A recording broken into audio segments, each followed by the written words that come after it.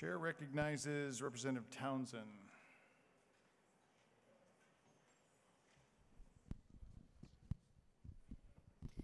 Thank you, Mr. Chair. I move that when the Committee of the Whole rises to report, it recommends that my floor amendment number 1 be adopted. Explanation? Yes, thank you, Mr. Chair. This amendment you have here on your desk prohibits public school teachers from using classroom time to espouse political ideology or beliefs unless germane to the subject matter, applies to statutory penalties for each violation, and asserts that the teachers are subject to discipline for violations. Mr. Chair, I want to cite Garcetti versus Ceballos, a U.S. Supreme Court decision involving the First Amendment free speech protections for government employees. The plaintiff in the case was a district attorney who claimed that he had been passed up for a promotion for criticizing the legitimacy of a warrant. The court ruled 5-4 decision that because his statements were made pursuant to his position as a public employee rather than a private citizen, his speech had no First Amendment protection. Kennedy's majority opinion. The court wrote that its precedents do not support the existence of constitutional cause of action behind every statement a public employee makes in the course of doing his or her job. Instead, the public employees are not speaking as citizens when they are speaking to fulfill the responsibility of their job. Mr. Chair, I have asked for examples. I have my own example, personally, of things that have happened to my children when they were in public school. But to protect that, I will give some examples of some others who have also experienced this type of activity in class.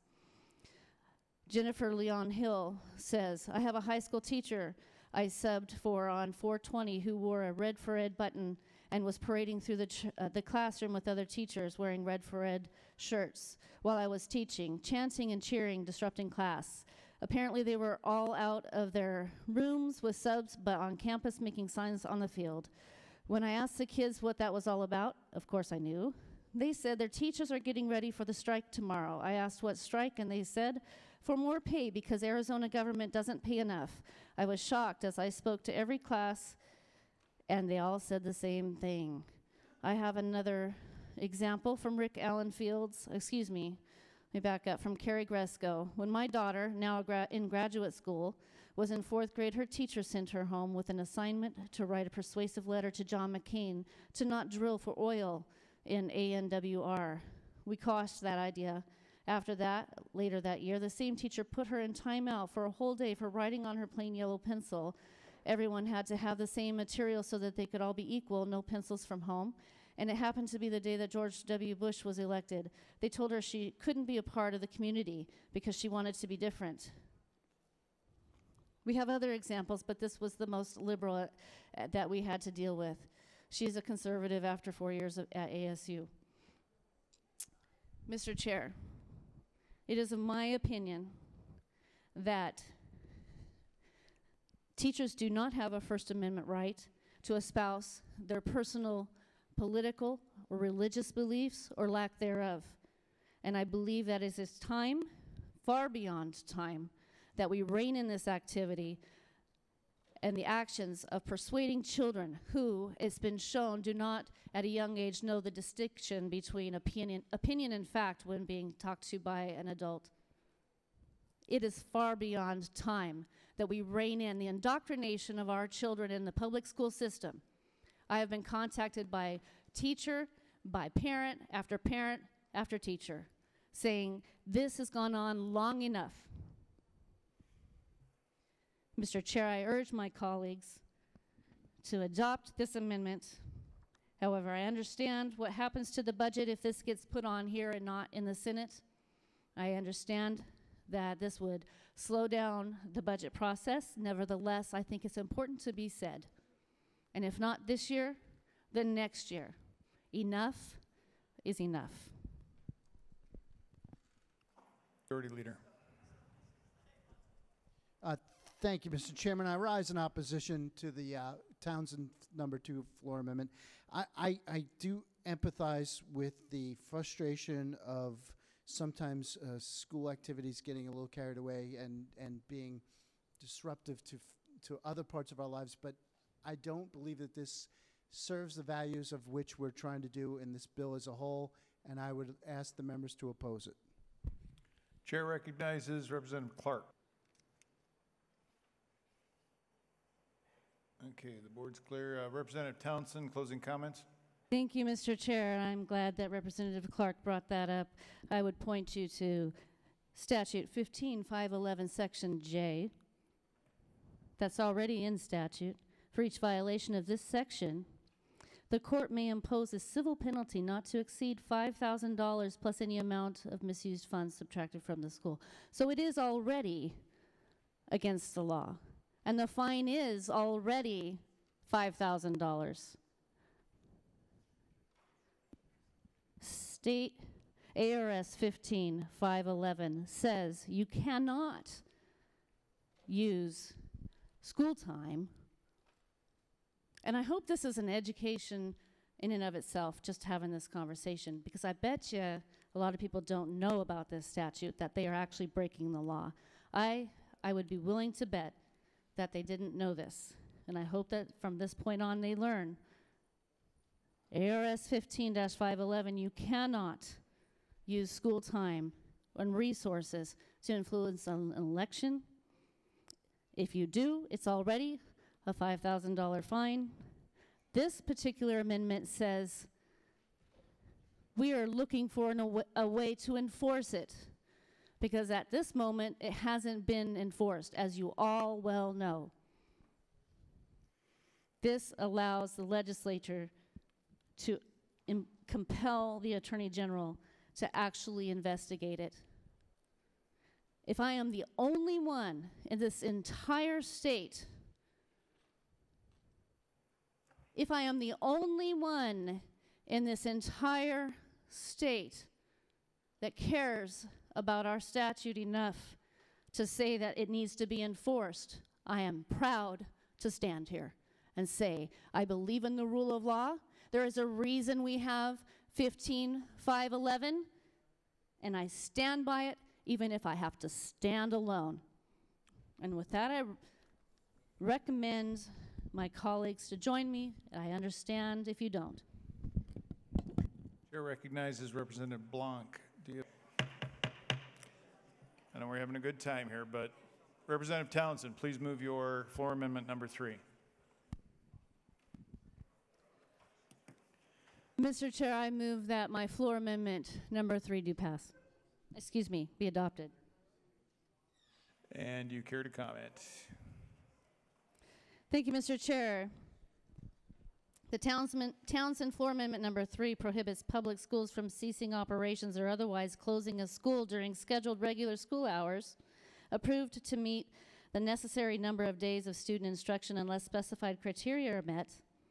It directs the Attorney General to publish detailed guidelines regarding prohibited closures, prescribes the entities authorized to initiate suit in Superior Court for compliance, allows courts to impose a civil penalty of up to $5,000 for violations, and prescribes where paid civil penalty monies are distributed to, and includes coordinating the closure of a school in the prohibition on the use of school resources to influence an election.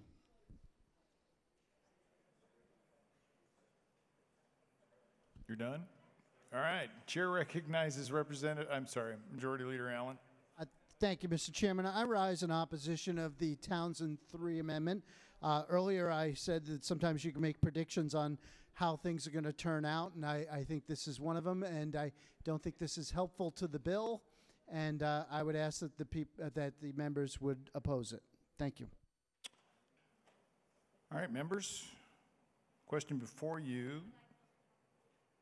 I believe you had closing comments, ma'am.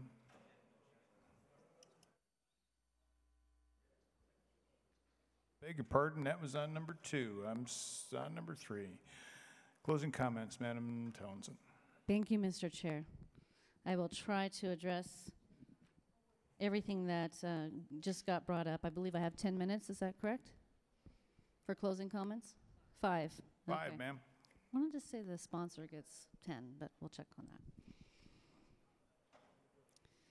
I would like to read one of hundreds of messages that I have received in the last week. Hundreds.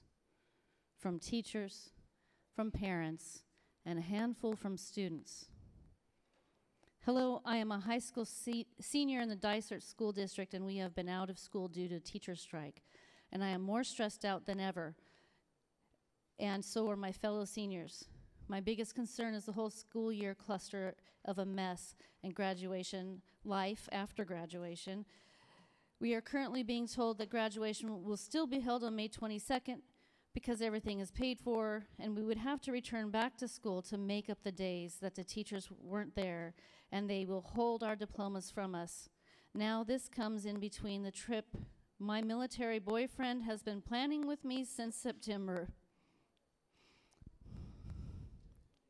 This was way before the teacher strike occurred, and it is not my fault nor his that this has happened. He took his leave for May 22nd through May 28th, and it's not a thing where he can just take that back and change it.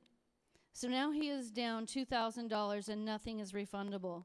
If the rumor is true, would I actually have to go back to school after I graduate and sit at school and stare at a wall? Because I know for a fact we are doing absolutely nothing.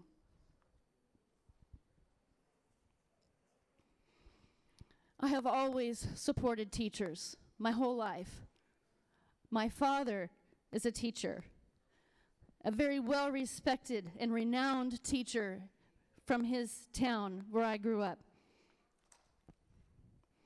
I never want to hurt any teacher. And I resent all the accusations and, frankly, bullying that I've had to deal with over this last week. In the beginning, I was very willing to talk, but it very quickly turned into everything from you are the worst of the worst to go and kill yourself. I speak for you as teachers, but I also speak for her. There are hundreds of families contacting me that are harmed financially, occupationally, and this poor girl emotionally. They deserve to be represented for their losses. You have hundreds of people signing up for this new hashtag Purple for Parents. They came in last night with 3 hours notice. 50 of them were able to leave work. Everyone else was working. Came down to say, we are tired of this. You shouldn't be on strike.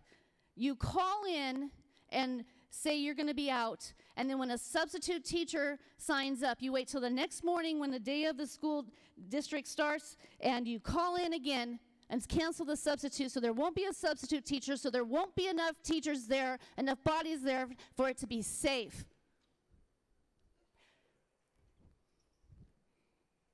I will not be lectured by anyone to tell me that this is incredulous, that I somehow hate teachers or I'm attacking teachers. I will not stand for it. I reject it. It is not true. But this bill should have been heard. You should not be able to do that to the people of this state.